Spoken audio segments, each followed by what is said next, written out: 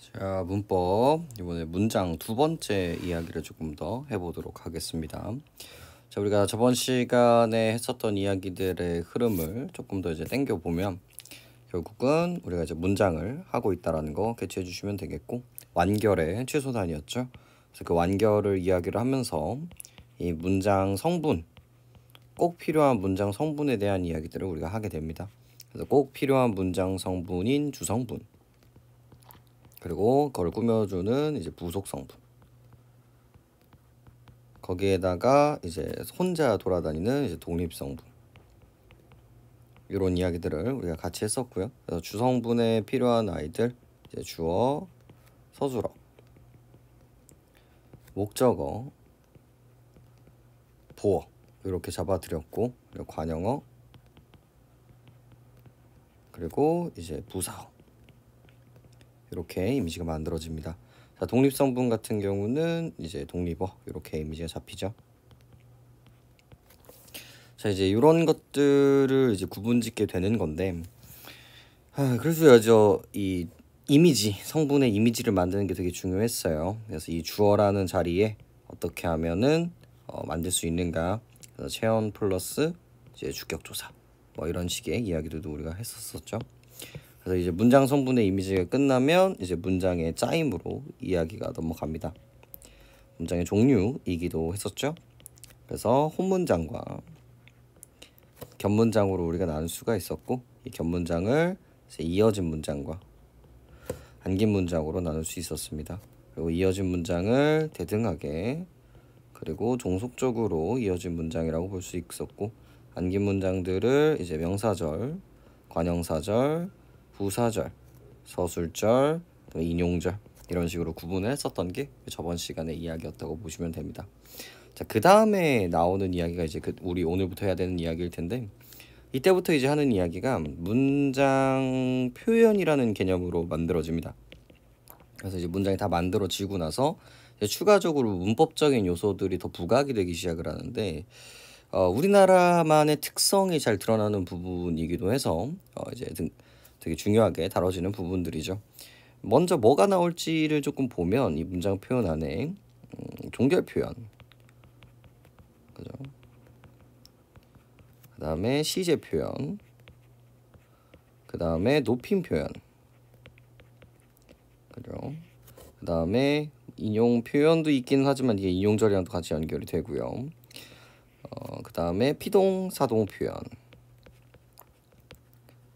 그 다음에 이제 부정 표현, 이렇게 이 표현들을 우리가 어떻게 표현하는지를 이제 배우는 게 중요한 포인트들이 됩니다. 자, 이런 거죠. 우리가 종결 표현을 하기 위해서 선택하는 그 지점이 무엇인가, 시제를 얘기하기 위해서 우리가 사용하고 있는 그 문법적 용어를 뭐라고 얘기를 하는가, 그거를 대답하지 못하면 이미지가 없는 겁니다. 이 종결 표현 같은 경우는 이제 종결 어미를 통해서, 이 시제 같은 경우는 선어말 어미와 부사어, 그리고 전성어미, 관형사형 전성어미를 통해서 이제 표현을 하는 거죠. 지금 이런 것들이 이제 납득이 안 된다면 오늘 해야 되는 이야기들이 무척이나 중요한 이야기들이 될 겁니다. 자, 그래서 이러한 뼈대를 가지고 이제 수능 특강으로 한번 들어가 보도록 하죠. 자, 문장의 표현입니다.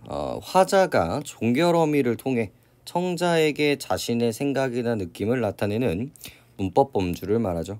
줄여서 종결 표현이라고도 이야기를 합니다. 평서문, 의문문, 명령문, 청유문, 감탄문으로도 나뉘게 되죠. 총 5가지의 이야기인 거죠. 그렇게 어렵지 않습니다. 그래서 여기서 잡으셔야 되는 부분들은 이 정도가 되겠네요. 종결 어미를 통해서 문장 표현을 하는구나. 여러분들은 한국인이기 때문에 이미 어느 정도는 캐치되어 있는 부분들이라고 볼 수 있겠죠. 자, 가장 먼저 평서문입니다. 화자가 특별한 요구하는 일 없이 자기의 생각을 단순하게 전달하는 문장을 말하죠. 그래서 이런 다로 끝나는 지점들을 확인할 수 있고요. 자, 그 다음에 의문문은 조금 암기해 주실 필요가 있는데, 일반적으로 화자가 청자에게 질문하여 대답을 요구하는 문장입니다. 즉 대답이 필요하구나 라고 볼 수가 있겠고, 이 의문문 같은 경우는 이제 종류가 조금 중요하게 잡히게 되는데, 하나가 판정 의문문, 그리고 설명 의문문, 그리고 이 수사 의문문까지 정확하게 기억해 주시는 게 무척이나 중요합니다. 판정 의문문 같은 경우는 무조건 대답이 예, 아니요로 나와야 되는 이 의문문인데요. 밖에 비가 오니? 옵니다, 안 옵니다로 이제 대답할 수 있기 때문에 판정 의문문이라고 볼 수가 있겠고요. 설명 의문문 같은 경우는 언제, 누구, 무엇처럼 반드시 뭐가 필요합니까? 의문사가 포함되어 있죠. 그래서 언제부터 비가 내렸니? 무엇을 먹었니? 누구니? 이런 식으로 예, 아니요가 되는 게 아니라 구체적인 대답을 필요로 하는 의문문이라는 걸 나눠주시면 됩니다. 자, 그리고 의문문의 정의가 질문에 대답을 요구하는 문장임에도 불구하고 형태는 의문문이지만 굳이 대답을 요구하는 것이 아니면서 서술, 명령, 감탄 등의 효과를 나타내는 의문문을 수사 의문문이라고 이야기를 합니다. 우리 문학에서 많이 나오는 서리법 같은 경우들도 여기에 들어간다라고 볼 수가 있겠죠. 누가 그 사실을 모르겠어? 누구나 다 안다라는 뜻을 보여주고 있는 거죠. 아, 오늘이 휴일이라면 얼마나 좋을까? 좋다라는 얘기인 거겠죠. 그래서 다 수사 의문문으로 들어가게 됩니다. 자, 이 종류 정도는 알고 계시는 게 중요하고요. 이게 이제 기출에서 어떤 식으로 등장을 하냐면 특히나 이제 이 오늘 배우는 얘기들은 전부 다 중세 국어랑 정말 연결이 많이 됩니다. 그러니까 단독으로는 난이도가 만들어내기가 좀 어려운 부분이기 때문에 이 중세 국어와 현대 국어의 비교를 통해서 문제가 되게 많이 출제되는 편인데 실제로 판정 의문문, 설명 의문문 같은 경우는 얘네들의 어말어미가 이 마지막에는 종결어미가 차이가 없습니다. 그러니까 둘 다 똑같아요. 둘 다 동일한 이 니 이런 식으로 이제 사용하고 있다라는 걸 확인할 수 있는데 이게 이제 중세국어로 넘어가면 판정 의문문 같은 경우는 이제 아 계열로, 그다음에 설명 의문문 같은 경우는 오 계열을 가지고 있는 의문사로 이제 만들어지게 됩니다. 뭐뭐 하는가, 뭐뭐 하는고, 뭐뭐 하는 나, 뭐뭐 하는 노, 뭐 이런 식으로 이제 변하게 되는 건데 그래서 이런 것들을 구분하기 위해서라도 이런 개념들을 어느 정도는 알고 있는 게 되게 중요한 포인트라고 말씀드리고 싶습니다. 그래서 의문문은 그 정도로 암기를 해주시면 좋을 것 같고요. 어렵지 않죠. 자, 그 다음에 명령문과 청유문 같은 경우는 이제 같이 좀 세트입니다. 애들은 이제 의미만 좀 정확하게 잡아주시면 되는데 명령문 같은 경우는 화자가 청자에게 행위를 요구하는 문장이고요. 청유문 같은 경우는 청자가 어떤 행위를 함께 하도록 요청하거나 제안하는 문장들을 말합니다. 그래서 차이점 같은 경우 둘 다 이제 행동 변화를 요구하는 게 마찬가지인데 얘는 무조건 누구만, 이 청자만이고요. 여기는 같다라는 이미지가 있죠. 나도 하고 이제 화자도 하고 청자도 한다라는 게 조금 특징이 되겠네요. 근데 이제 요렇게 외우고 난 다음에 이제 출제 방식들이 이제 어떻게 나오냐면 이런 문장들 좀 볼까요? 야, 학생이 선생님한테 선생님 저 너무 떨려요. 내일 시험장에서 긴장하면 어떡하죠? 라고 얘기합니다. 그럼 이제 선생님이 자 그럼 우리 시험장에 가서 숨을 크게 쉬어보자 이런 문장의 발화를 쓴단 말이에요. 근데 보면 요 뭐뭐 하자, 그러니까 공부해라는 명령이고요. 우리 공부하자는 같이 하는 거란 말이에요. 근데 여기서 쉬어보자라고 얘기를 한다는 건 뭡니까? 물리적으로는 청유의 이미지를 가지고 있죠. 하지만 진짜 시험장 가서 숨을 크게 드는 건 학생뿐이란 말이에요. 그래서 내면에는 이제 명령의 이미지를 가지고 있다라는 게 되게 큰 포인트들이 됩니다.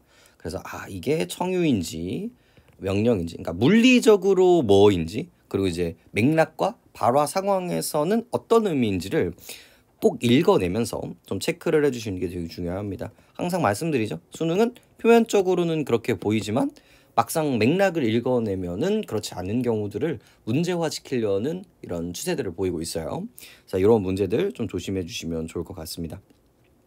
자, 그다음에 감탄문, 이거는 이제 화자가 청자를 별로 의식하지 않거나 독백하는 상태에서 자기의 느낌을 표현하는 문장이라고 하네요. 그 사람은 정말 열심히 노력했구나. 그래서 감탄하고 있는 부분들이 될 수가 있겠죠. 옆에 있는 것도 한 번쯤은 읽어보시면 좋을 것 같네요. 명령문과 청유형의 공통점과 차이점.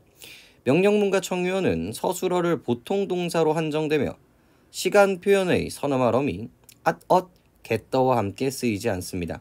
일반적으로 명령문의 주어는 청자로 한정되는 반면 청유문의 주어는 모두 포함하게 되죠. 이건 이제 속성을 생각을 하시면 너무나 당연한 말이 될 거고요. 그 다음에 특히나 이 명령문과 청유문은 뭐다? 보통 동사로 한정된다라는 건 결국은 뭐와 뭐를 구분하는 이야기이기도 합니까? 동사와 형용사를 구분하는 이야기이기도 합니다. 이것들을 이제 구분하는 방식 중에서 하나가 뭐였죠? 여기에 명령과 청유를 붙여본다. 그래서 너 먹어라, 우리 먹자 같은 경우는 괜찮은 얘기가 되고요. 너 예뻐라, 너 예쁘자 이런 것들은 이제 되지 않기 때문에 형용사로 들어간다라는 거 앞에서 우리 설명드렸던 부분들이죠. 그래서 읽으시면서 다시 한번 떠올려 보시면 좋을 것 같습니다. 이렇게 그래서 이 부분들 같은 경우는 어미들을 조금 외워주시면 좀 좋고요. 그래서 같이 나눠드렸던 이런 개념서에서 여기 있는 이 어미들을 조금 생각을 하시면서 좀 보시면 좋을 것 같네요. 그래서 문제가 그렇게 크게 많이 나오는 부분들은 아니니까 개념만 좀 생각을 해주시면 좋을 것 같습니다. 뭐 굳이 하나만 더 붙인다면요, 이 명령에서도 직접 명령과 간접 명령이 있거든요. 이 부분도 거의 뭐 나오는 편은 아닌데 혹시나 해서 좀 말씀드리면 얼굴을 맞대고 하는 명령문과 직접 대면하지 않고 매체 등에서 불특정 다수에게 하는 명령이 좀 만들어집니다. 그래서 학생과 선생님이 만나서 얼굴을 보고 얘기하는 건 직접, 혹은 이제 전화나 혹은 영상을 통해서 얘기하는 건 간접 명령이 되겠죠. 이 포인트가 뭐냐면요, 좀 발화의 이런 과정들이 조금 다릅니다.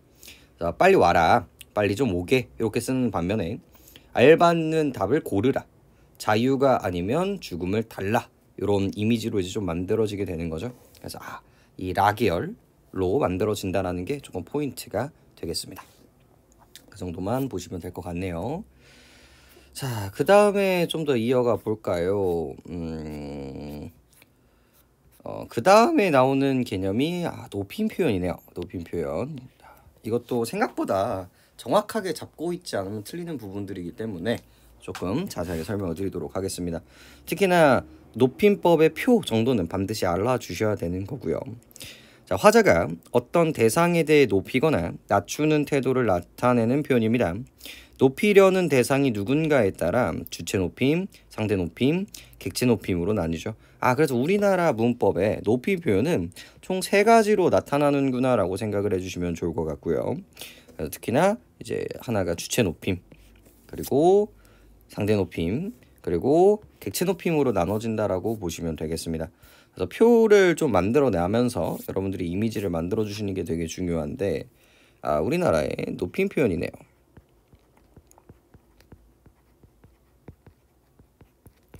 자, 우리나라 높임 표현은 크게 3가지로 나눌 수가 있는데, 하나가 이제 상대 높임법, 또 하나가 이제 주체 높임법, 또 하나가 객체 높임법입니다. 총 3가지가 있는데, 이 상대 높임법 같은 경우는 앞에 있는 이미지와는 조금 다르다라고 보시면 됩니다. 뒤에 있는 이미지와. 이 상대 높임법 같은 경우는요, 반드시 어떤 전제 조건이 가지고 있어야 되냐면 화자와 청자가 만들어져 있는 발화 상황이 만들어져야 됩니다. 그래서 상대적인 위아래 격차가 만들어져야 되기 때문에 주체나 객체 같은 경우는 그냥 문장만 있으면 되거든요. 하지만 상대 높임법 같은 경우는 반드시 발화의 과정에서 일어난다는 점, 그리고 이 발화자가 이 청자를 높이거나 낮췄을 때, 자, 포인트죠. 높임 표현이기는 하지만 청자를 낮추는 거 역시 상대적으로 나를 높여주는 개념이기 때문에 높임 표현으로 들어가게 됩니다. 그래서 발화 상황이 전제 조건이 되어 있어야 되는구나 라고 생각을 해주시면 되겠고요. 자, 이 주체 높임법 같은 경우는 그 문장의 주어, 즉 문장의 주체가 되는 부분들이고요. 이 문장으로 따지면 주어를 높여주는 높임법이라고 생각해 주시면 되겠습니다. 이 객체 같은 경우는 이제 손님 객자를 써가지고요, 어떤 행위의 대상이나 영향을 미치는 목적에 대한 아이들을 이제 높여주는 개념이라고 생각하시면 되겠고요. 그래서 객체, 즉 이제 목적어와 이 부사어에 해당하는 사람들을 높여주는 개념이라고 생각을 해주시면 되겠습니다. 자, 이렇게 기준을 잡아놓고 이제 어떻게 표현하는지가 되게 중요하거든요. 자, 상대 높임부터 좀 볼까요? 청자가 곧 말을 듣는 상대에게 높임이나 낮춤의 태도를 나타내는 표현입니다. 주로 종결 어미로 실현이 되고 있죠. 상대 높임은 상대를 높이는 정도에 따라 여러 등급으로 나뉘며 격식을 갖추었는지 여부에 따라 격식체와 비격식체로 나눠지게 됩니다. 그러면서 이제 표가 하나 등장을 하게 되는데 결국은 어디가 이제 중요하냐? 요 키워드를 가지고 가시는 게 중요하겠죠. 이 종결 어미라는 개념이에요. 그래서 이 상대 높임을 어떻게 표현하는가라고 했을 때 이 어미 파트에 얘는 종결 어미라는 파트가 만들어지게 됩니다. 그래서 실제로 어떤 개념들이 중요한가 이쪽 부분인 거죠. 그래서 이 형사형을 볼까요? 가십시다, 가오, 가네, 가다, 가유, 가에서 등장을 하는 이 부분들 있죠. 이런 부분들이 전부 다 이제 뭐라고 볼 수가 있는 겁니까? 여기도 이제 마찬가지죠. 이런 부분들이 전부 다 어미, 이 종결 어미를 통해서 높임과 낮춤을 나눠주고 있구나. 조금 더 이제 디테일하게 본다면 여기 있는 격식체와 비격식체, 그래서 정중한 느낌이 있고 공식적인 자리에서 하는 표현들이죠. 하지만 거리감이 좀 느껴지고요. 그냥 비격식체, 정중한 느낌은 좀 덜하지만 청자와의 친밀감이 좀 느껴지는 부분이라고 볼 수 있겠습니다. 그래서 이런 부분들을 나눠주는 게 좀 중요할 것 같고요. 내신 같은 경우는 이 표를 외워주시는 게 조금 중요합니다. 특히나 이 명령형과 청규형 같은 경우는 정말 많이 나오는 포인트들 중에 하나고요. 어떻게 보면 한국인적인 부분이기는 하지만 잘 납득이 안 되신다면 좀 암기를 해주셔야 되는 부분이기도 합니다. 그래서 상대 높임은 뭐를 통해서 종결 어미를 통해서 표현하는구나 라고 캐치를 해주시는 게 되게 중요하고요. 그 다음에 넘어가기 전에 한 가지만 더 잡아드리면 여기는 없지만 플러스 보조사를 통해서도 가능하다라고 볼 수가 있습니다. 이게 뭔 말이냐? 그래서 조사 파트에서도 여기는 보조사를 통해서 표현이 가능하다. 그래서 우리는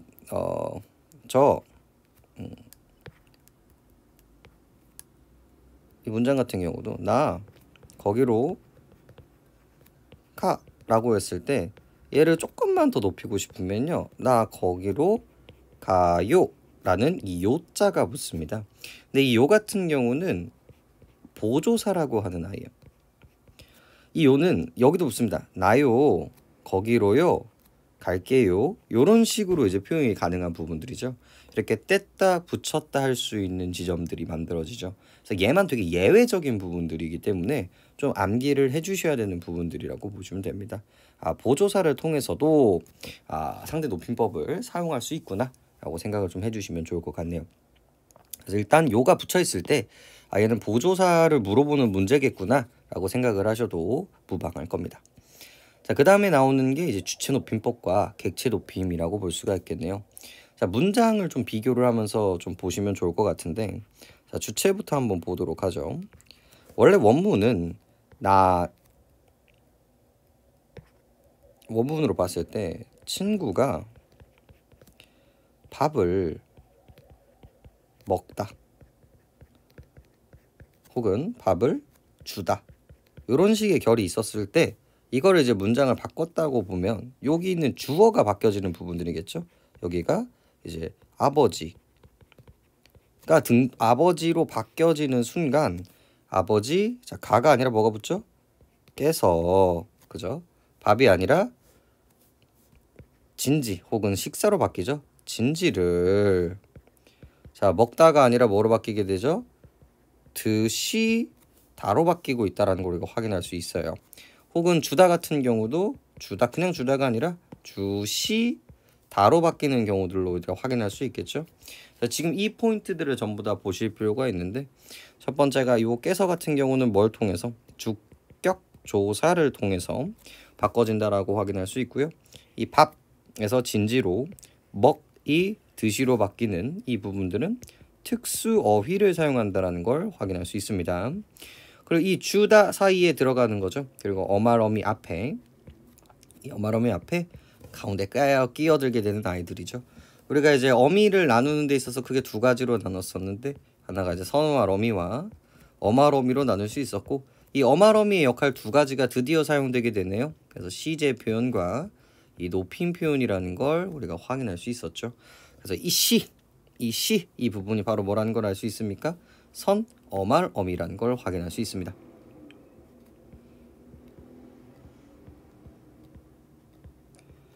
자, 그래서 이런 지점들이 만들어지기 때문에 이 세 가지를 잘 굴리시는 게 되게 중요하겠죠. 그래서 이 주체는 이제 어미 파트에서는 선어말 어미,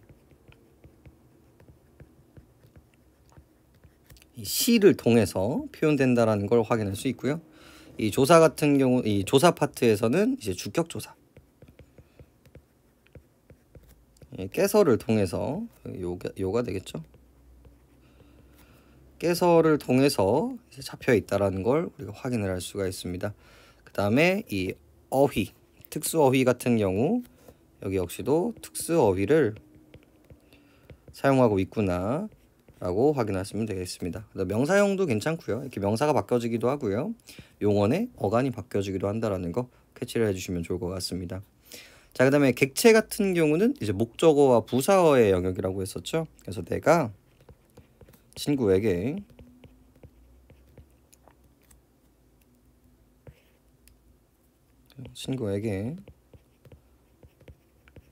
밥보다 선물로 바꿀까? 선물을 주다 라는 이 문장 구조에서, 자, 이 친구에게 대신에 뭘로 바꿔주면 되겠습니까? 할머니로 바꿔보죠.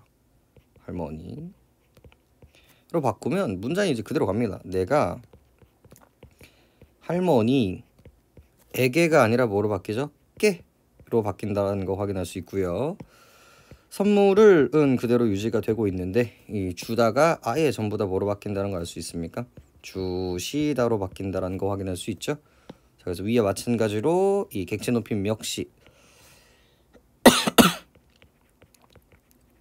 이거 역시 뭘 통해서? 부사격 조사를 통해서 확인할 수 있고요. 그 다음 특수, 이거 선어말 어미 주시다 미쳤어? 주시다가 아니죠? 왜 그렇게 바뀌었어요? 들이다로 바뀌죠? 그래서 이 부분이 바로 이제 특수 어휘를 사용한다는 것도 되게 중요하게 다뤄지는 지점이 되겠습니다. 그래서 이제 표로 다시 돌아온다면, 선어말 어미는 이제 없고요. 이 어미를 사용하는 부분들이 이제 존재하지 않고요. 그 다음 주격 조사는 좀 의미가 있겠네요. 그래서 부사격 조사, 깨는 사용하고 있고요. 여기 역시 이제 들이다라는 특수 어휘를 사용하고 있다라는 것도 우리가 캐치해낼 수 있었습니다. 그래서 이렇게 이 이미지를 만들어내시는 게 엄청나게 중요하다라고 볼 수가 있겠죠. 그다음 목적어도 이제 마찬가지인 거고요. 하나만 더 보여드리면, 나는 친구를 데리고 오다. 요 문장에서 얘가 이제 친구 대신에 할머니인 경우가 있죠. 이때는 목적어를 나는 할머니를 이제 모시고 오다로 바뀌고 있다는 거 확인할 수 있죠. 그래서 이제 목적어는 특수한 조사가 바뀌지는 않습니다. 그래서 only 부사격 조사만 있다는 거는 조금 의미가 있겠고요. 그리고 이제 특수어휘를 사용하고 있다는 건 이제 확인할 수 있고요. 그래서 목적어인 경우에도 이제 객체 높임법으로 들어간다 체크를 해주시면 되겠습니다. 그래서 이 부분을 좀 암기를 해주시는 게, 요 표를 암기를 해주시는 게 여러분들이 이제 해야 되는 일이라고 생각을 합니다. 그리고 이제 중세 이야기를 조금 더 먼저 드리면, 이게 왜 단독으로만 안 나오고 중세랑도 정말 많이 나오는데, 그래서 제일 많이 나오는 문제가 이쪽 부분이라고 생각하시면 돼요. 여기 있는 이 선어말 어미, 이 시, 현대에는 이 선어말 어미는 시 하나밖에 없단 말이에요.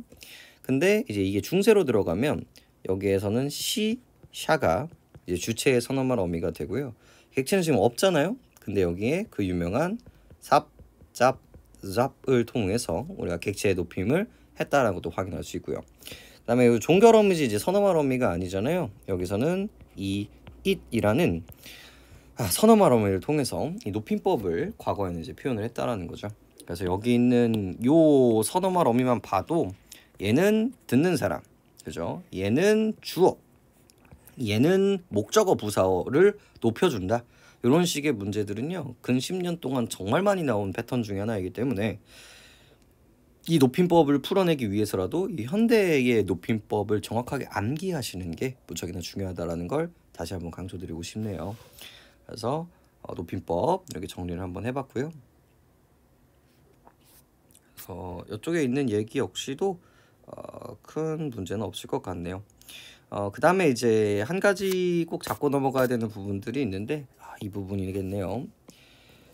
자, 주체 높임법은 높여야 하는 대상의 신체 일부, 소유물, 생각과도 같은 말에도 시를 결합하여 간접적으로 실현되기도 하는데 이를 간접 높임이라고 이야기를 합니다. 그래서 이 주체 높임 파트에서는 한 가지를 조금 더 얘기를 해야 돼요. 이 주체 높임 파트에서는 자, 조심하세요. 주체 높임에서만 있는 거예요.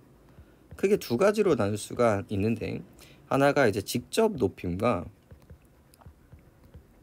이 간접 높임으로 나눌 수가 있습니다. 우리가 일반적으로 생각하고 있는 게 이제 직접 높임이고요.